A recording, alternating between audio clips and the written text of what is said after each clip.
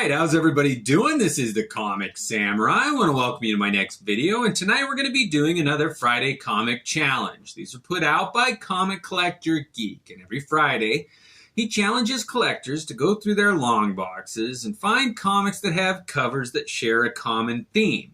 And tonight's theme is sexy girls. So let's go ahead and jump right in. First up, we got an honorable mention, Long Shot Limited Series number 4, done by Art Adams. And this one is my all-time favorite sexy girl cover. And I had to lead off with it because I've shown it, and every time I talk about my favorite cover, favorite good girl, favorite long shot, favorite white, Spider-Man, whatever, this hits so many check boxes. I just dig this comic. It's one of my all-time favorites. And the She-Hulk on this one, and it all boils down to the leg warmers. I gotta be honest with you, but I really like Art Adams' take on this cover. It just really sums up what a fun, sexy comic book cover should be. Let's go ahead and move it on. Next up, we got Siphons number 1, and this was put out by Now Comics. And I'm gonna break this video into 2 parts. And this first part is gonna be the lesser known heroes. These are ones that I'd have a hard time naming. The name recognition just isn't there, but they're still, nonetheless, sexy girl covers. And this one, whoever the artist is, I just really dig it. It reminds me of Texera, and it's not, but whoever it is, I don't know if it's the interior artist who's Mark Beecham, but they really do a good a good cover here. I mean, the way he draws and the outfits that those girls are wearing, it is suggestive to say the least. I really enjoy that cover. Next up, we got Ballistic number 3, and this is a Michael Turner cover, and that guy could draw a castle, and I think you'd find it appealing to the eye. I mean, you might even be aroused by it. That guy just does such a good job of every image he draws is appealing. It's attractive, and this one is a sexy girl cover for sure. Look at those colors with the yellow emanating to the red and the orange in the background, and then the contrasting green and blue and purple. Just everything about this cover. Michael Turner does a great job. Next up, we got Absolution number 1, and this whole series was great, and I think it's Hello Kitty. It's not Hello Kitty, but it's something like that is this character's name. Kitty, Good Kitty, or something like that.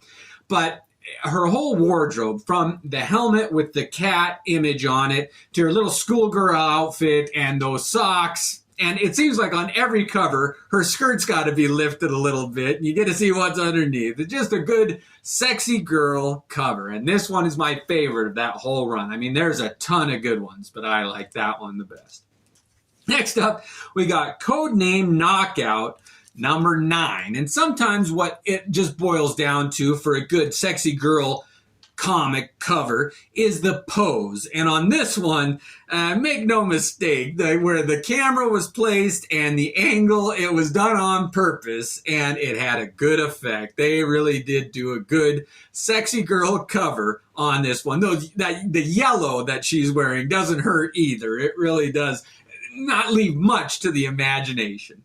Next up, we got the Bulleteer number 1. Now, I know that the character's name is the Bulleteer, but I couldn't tell you what her alter ego is and go into depth about her powers. All I know is that it was a great story. I like the character, but these covers, something about that outfit worked on her, because there was a male version Bulleteer, and it just didn't look that great. But for some reason, it comes off really sexy. I mean, those are great covers with the reflective skin, her outfit, even that helmet. It all comes together, and the sum is greater than the parts. Let's say that.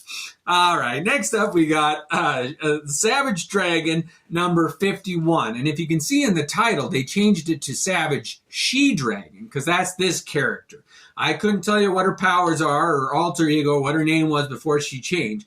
But this She-Dragon, one of the sexiest superheroes in the Image line, and her outfit here, and even whoever's hanging onto her pants there, is suggestive. But they did the coloring with the light flares reflecting off of her at certain points, and her shirt shredded, and something about a mohawk. I mean, it's hard to beat that blonde, thick mohawk contrasting against her green skin.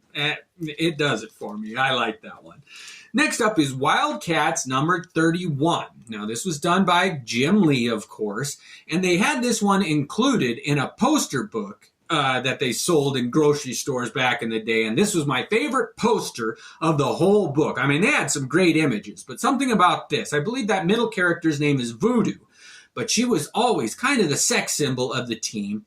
But man, is she strikes a great pose, and her taste in clothing on this one, it's funny that she's wearing a shirt that says Astro City. It's like an Image comic, kind of pushing an Image comic or advertising it on the cover, and it's kind of where your eyes go on the cover anyway, but I really like this one. I mean, Jim Lee always does great covers, but that one's exceptional. Next up is Preacher number 34, and it's another Glenn Fabry comic, and I liked this whole series. You get to know the characters well, and on this one, that female lead, she's got a flower name. It's kind of escaping me now. Daisy or something like that. It's not that. Tulip, I think. Yeah, Daisy. Tulip is on the cover here, and she's in a tank top, and you can tell why Jesse Custer is attracted to her. I mean, they do have a connection more than physical, but, it wouldn't take much more to get you to get to know this girl on this cover. Tulip really does strike a good pose on this one. I mean, Glenn Fabry can do over-detailed, gross stuff, but he can also do emotional, attractive covers as well. He is very talented. Next up, we got Powers number 28. And Dina Pilgrim is one of my favorite female characters in all of comics. She is such a strong lead.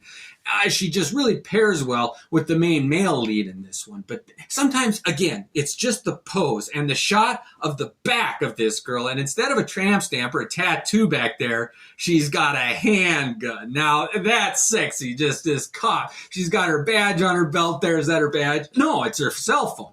But she is a cop. But something about a gun tucked into her belt loop or her waistband there. It really does work for me. I like that one. All right, last one for this first part is Vampirella versus Pantha, done by Texiera. And I know I talk about him a lot, but he's another one that can do masculine, big, leather, beefy covers, and then turn it around and do a sexy female lead on the cover there. They did a Pantha version of this one and a Vampirella version, and I think the Vampirella one, she strikes such a pose there. The way he draws her hips is unlike any other artist, and he gets away with it, and not only does it get away with it, but he excels at it. He makes it work. Everything on this cover clicks for me.